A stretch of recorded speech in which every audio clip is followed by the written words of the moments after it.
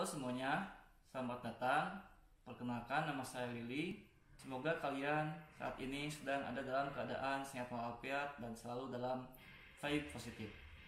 Pada kesempatan kali ini, saya akan membahas mengenai organologi alat musik tradisional yaitu kendang. Ada yang tahu apa itu kendang? Nah, di samping kanan saya ini sudah berada instrumen atau wadita yang dinamakan kendang. Secara pengertian, kendang berasal dari suku kata ken yang artinya kendali dan suku kata dang yang berarti terang. Dari penggabungan dua suku kata tadi, berarti kendang mempunyai arti yaitu sesuatu yang berfungsi untuk mengendalikan sesuatu secara jelas. Dalam dunia musik, kendang bisa berarti berfungsi untuk mengendalikan irama atau ketukan. Namun, kendang juga bisa berfungsi menjadi sebuah identitas dari musik itu sendiri. Misalnya, pada jenis musik jaipong atau dangdut, kendang mempunyai ritmis ketukan yang berbeda, dan itu yang menjadi salah satu ciri dari genre musik itu sendiri. Setelah kita tadi mengetahui secara pengertian kendang, mari kita lanjut untuk membahas kepada organologi kendang itu sendiri. Pada contoh kendang yang saya perlihatkan di sini, ada sebuah contoh kendang, dan di dalam kendang tersebut terdapat beberapa bagian-bagian yang akan saya jelaskan. Pertama, adalah bagian kendang yang disebut dengan tali rarawat. Kita bisa lihat bentuk tali-tali ini. Ini adalah tali rarawat. Tali rarawat ini terbuat dari kulit yang sudah dikeringkan. Kemudian, tali rarawat ini biasanya umumnya berjumlah 9. Namun, ada juga yang berjumlah 8 seperti pada contoh kendang yang saya perlihatkan pada saat ini. Karena kebetulan ini kendang Jawa, jadi secara bentuknya agak sedikit berbeda. Sedangkan pada kendang Sunda biasanya mempunyai 9 buah tali rarawat. 9 buah tali rarawat ini biasanya filosofinya bisa diartikan atau menyimpulkan dari banyaknya 9 kelahiran perjalanan manusia dari mulai alam roh sampai dia meninggal, atau bisa kita sebut alam akhirat. Namun pada sebagian orang muslim ada juga yang mengartikan bahwa tali rarawat ini yang jumlahnya 9 itu menyimbolkan adanya 9 wali songo. Namun, terlepas apapun dari pengertian filosofi tadi, tali rarawat, tentu saja itu bukanlah suatu hal yang perlu kita perdebatkan. Namun, kita coba fokus kembali kepada fungsi dari tali rarawat itu sendiri. Nah, tali rarawat itu ini berfungsi untuk mengencangkan wengku yang ada pada kendang itu sendiri. Wengkunya terdapat 2 buah, yaitu pada bagian atas kendang dan pada bagian bawah kendang. Sehingga dengan adanya tali rarawat ini, kedua ujung wengku pada kendang ini tidak akan lepas dan akan selalu kencang, dan juga berfungsi untuk menahan presisi dari wengku itu sendiri.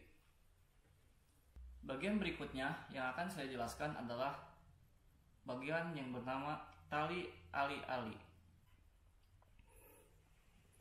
Kita bisa lihat pada tali rarawat ini ada ikatan-ikatan berupa kulit juga, dan ini adalah yang saya maksud dengan tali ali-ali.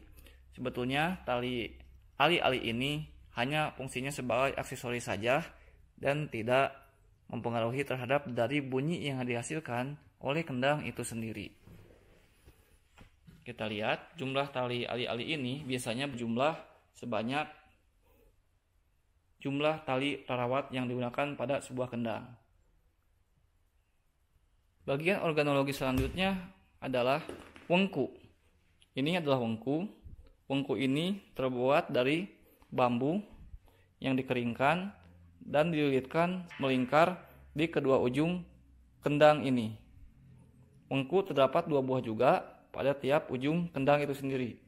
Di atas ini ada 1 dan di bawah ini juga ada wengku. Wengku ini berfungsi untuk menahan kulit yang digunakan pada kendang itu sendiri supaya posisinya tidak mudah berubah. Bagian selanjutnya adalah ada yang dinamakan dengan wangkis atau membran.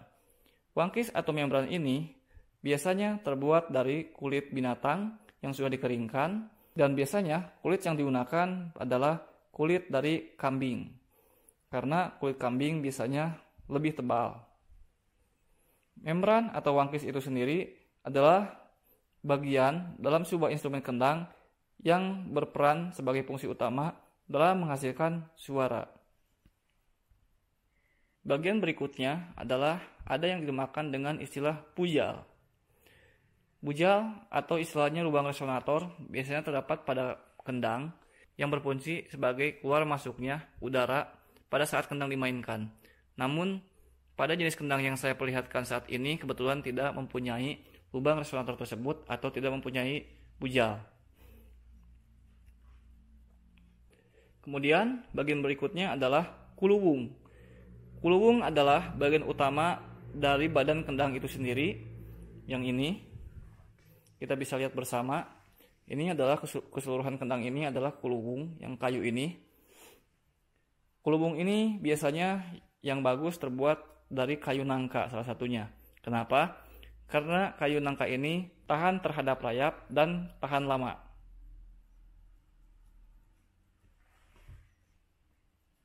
Selanjutnya, bagian kendang ada yang dinamakan dengan tali rawit.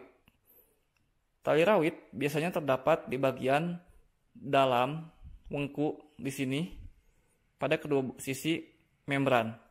Namun pada kendang yang saya perlihatkan kali ini kebetulan tidak mempunyai tali rawit. Biasanya tali rawit itu berfungsi supaya wengku ini tidak mudah bergeser dan kulit membran ini juga posisinya tetap stabil kekencangannya. Kemudian, selain beberapa organologi yang saya jelaskan tadi, bagian berikutnya ada yang dinamakan dengan tali singkur. Tali singkur ini biasanya digunakan untuk menengkep atau mengatur bunyi dari suara membran kendang yang diameternya lebih besar. Namun pada kendang ini tidak terdapat tali singkur. Bisa dilihat pada ilustrasi gambar yang saya perlihatkan. Ini adalah bentuk tali singkur dari kendang yang sering digunakan. Kemudian pada bagian berikutnya ada yang dinamakan dengan tali kadali. Tali kadali ini biasanya berfungsi untuk menahan supaya posisi kendang saat dimainkan tetap pada tempatnya dan tidak mudah untuk bergeser. Kemudian bagian yang terakhir adalah ada yang dinamakan dengan stand, di mana stand ini berfungsi sebagai tempat dudukan kendang itu sendiri supaya posisinya mudah diatur saat akan kita mainkan. Demikianlah beberapa bagian-bagian organologi dari kendang yang saya jelaskan pada kesempatan ini. Tentu saja jenis kendang sangat banyak ragamnya dan tiap kendang juga mempunyai organologi yang berbeda-beda. Namun yang saya jelaskan pada kesempatan ini hanyalah terbatas pada bentuk kendang secara umum saja. Demikian video dari saya pada kali ini. Semoga bisa menambah wawasan buat rekan-rekan semua. Jika ada pertanyaan, kritik, saran, silakan kalian bisa tuliskan pada kolom komentar pada channel YouTube ini. Dan sampai jumpa pada video saya berikutnya.